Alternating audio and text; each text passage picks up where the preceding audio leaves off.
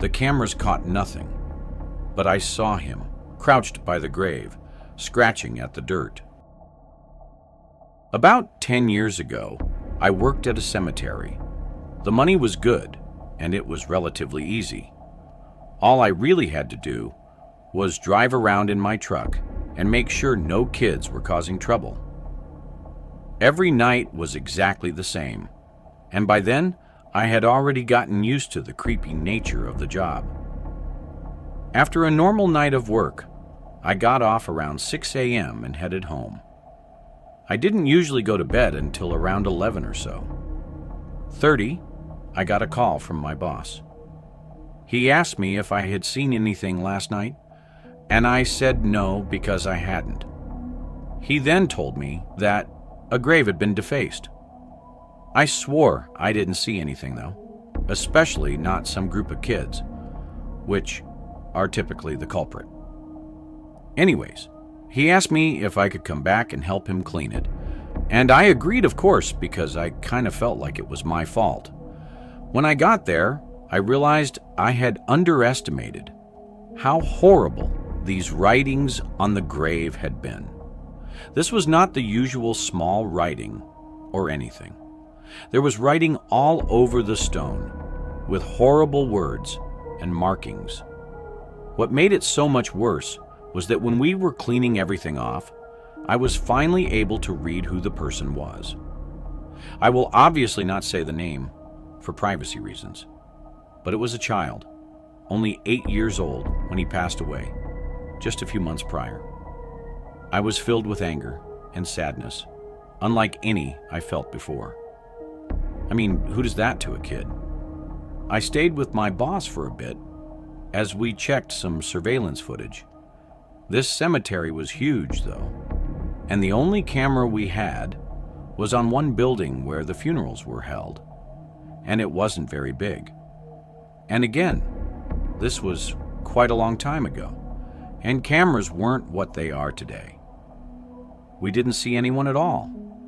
My boss notified the town's office, as the cemetery is owned and run by the city, and for the next few weeks they had some new guys come out to go on watch with me from dusk to dawn.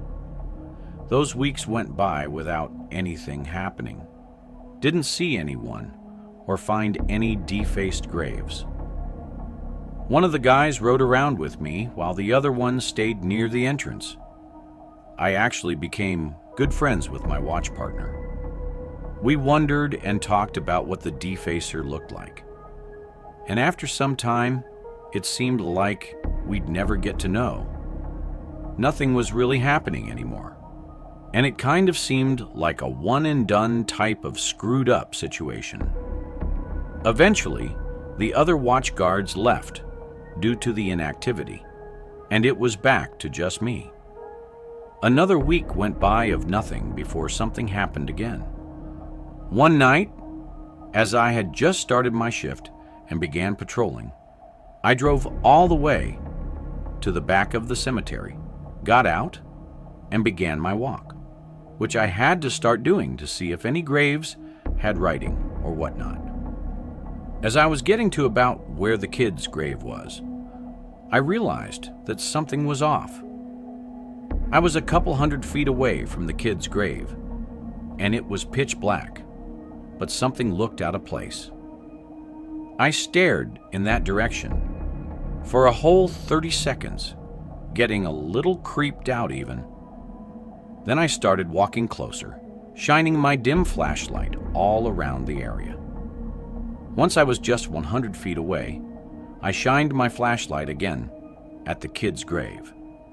The light barely reached that far, and in the dim, foggy darkness, I could see a black figure laying on the ground, completely still next to the grave. Obviously, I was horrified. I didn't know if it was a dead body that had been dug up or a living person trying to hide.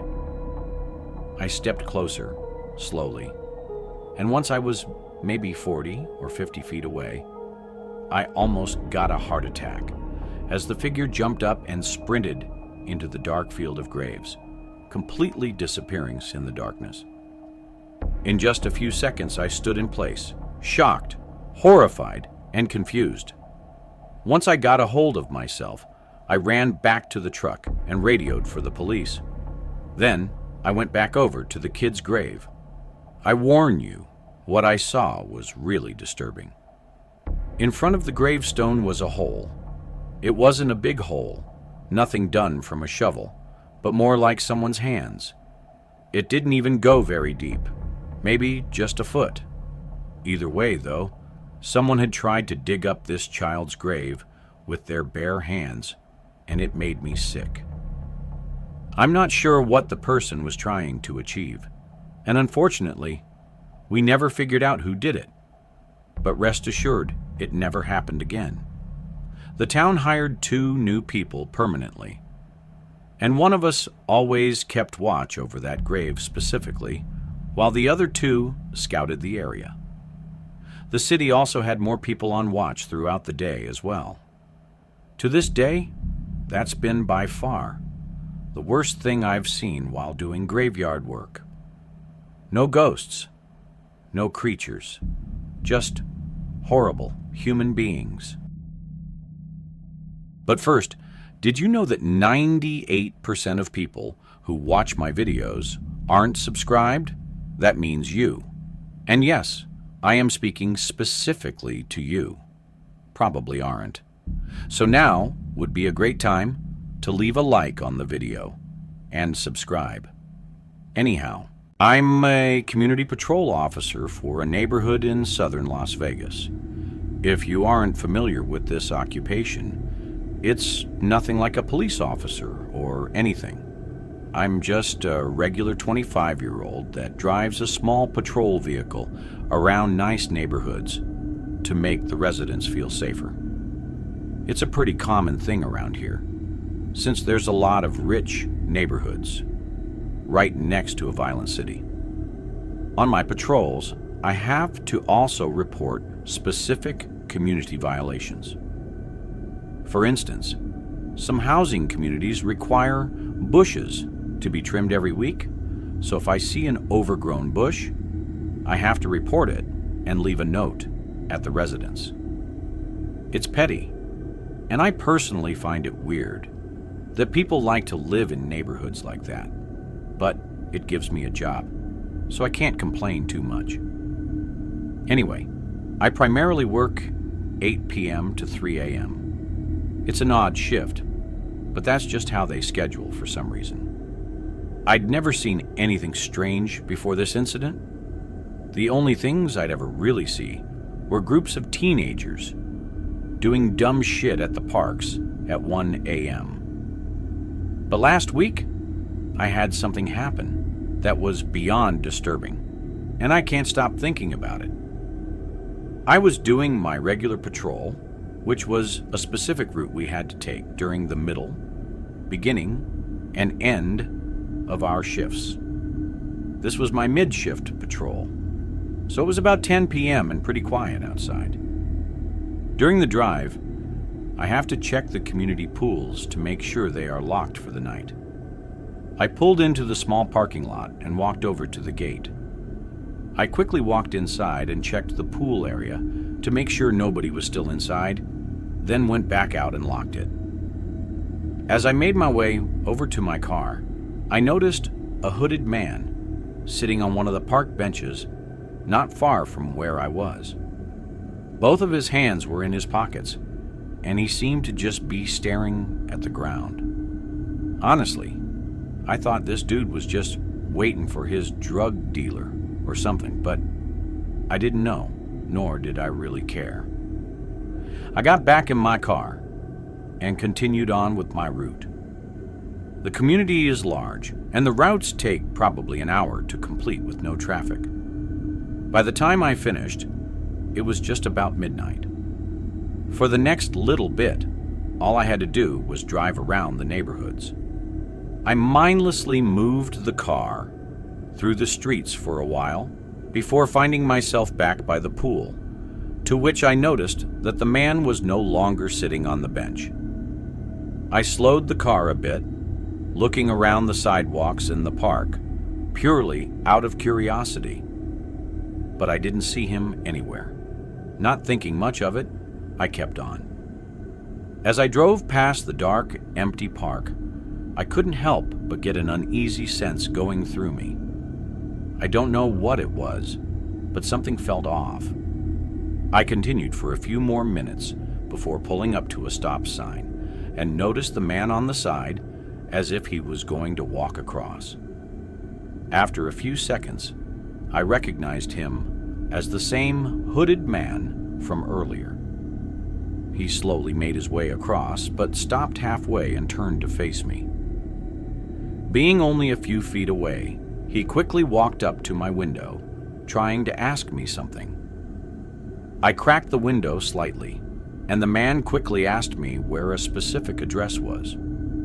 Of course, I said I didn't know. Sure, I could have looked it up or given him a general direction, but the circumstances of the situation felt very off. Even more oddly, he didn't even have any emotion or response when I said I didn't know. He just stood in silence for a second, then repeated his question exactly as he said it before. This was when I really started to get nervous and feel unsafe. I told him I needed to leave, quickly rolling up my window and beginning to move forward. The man didn't do anything as I drove off. Looking in my rearview mirror, he was just standing there in the middle of the road, watching me drive away. I parked down by a nearby street by one of the houses, then collected my thoughts. It was a really weird encounter, but was it reason enough to call the police? I didn't know. As bad as it sounds, calling the police while at work is a big deal, and I didn't want to unless it was actually necessary. The big question that kept coming up in my mind, though, was why was he looking for that address? I decided to type it into my GPS, and it was just a few minutes away inside the neighborhood I was patrolling. So I got back on the road and made my way over to the address. When I arrived, it seemed like every other ordinary house at 1 a.m. All the lights were off and nobody was outside. I parked on the other side of the street and waited for a bit, but not even 30 seconds later, the hooded man came into sight, walking down the sidewalk towards the house. I watched from my car as he walked up their driveway and up to their front door. He knocked a few times, then waited for a while before knocking again. Almost a whole minute went by before someone answered the door. Immediately, the hooded man slammed his body into the homeowner and fought his way inside the home. I was in shock, seeing something like this for the first time happening right in front of me. I controlled myself as soon as I could, though, and called the police. As I sat waiting in fear, I didn't see any movement for 2 or 3 minutes. I debated with myself whether or not to go in and try and help the homeowner. Honestly, though, I was terrified and didn't want to make an already horrible situation even worse, so I stayed in my car. Suddenly, the front door moved a little, then swung open abruptly, followed by the hooded man sprinting out and running off down the street. The police didn't arrive until almost 10 minutes later. I don't know what took so long. I'm sure it wasn't anyone's fault, but part of me was furious.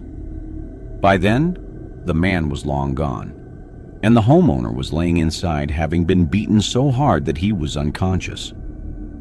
Over the next few days, more unfortunate information came in. The homeowner didn't recognize the man from anywhere and barely even remembered the situation, but the guy also didn't steal anything from his house.